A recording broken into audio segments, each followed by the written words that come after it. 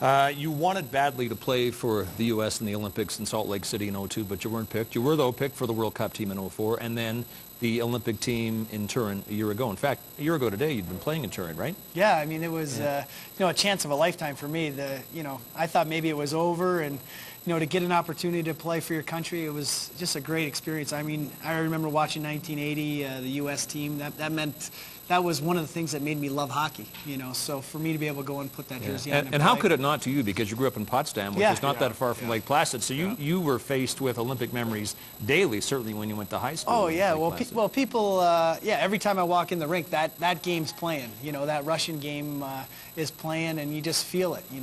People talking about it. It's all around Lake Placid, and it was fun because it was one of those where you thought, you know what, this is where it all happened, and I'm only an hour and a half away at my home, and I remember all the people were still staying in Potsdam at the time. So, to be able to kind of, I think when I went over there, though, to Italy, I was expecting Lake Placid. And did you ever think about that?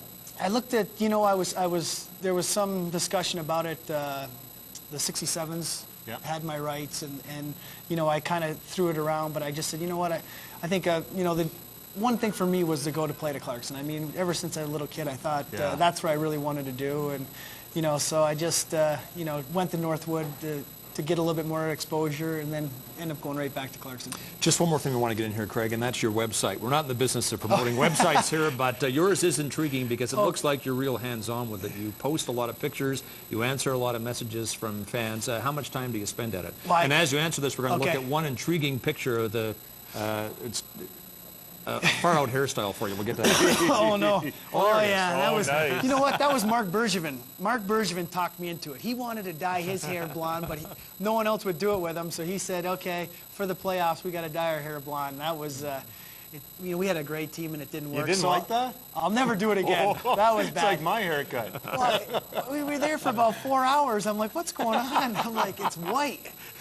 It was definitely not what I thought it was going to be. Quickly, the website. Okay, the website, I got a great group of guys running it. John Dellahan kind of does it. I mean, I chip in and send jerseys, and, I just try to give stuff away on it and do different things just to promote, I don't know. I think you do it now because everyone's got a website, but I just have fun with it. People want to call in because I never actually check my own email.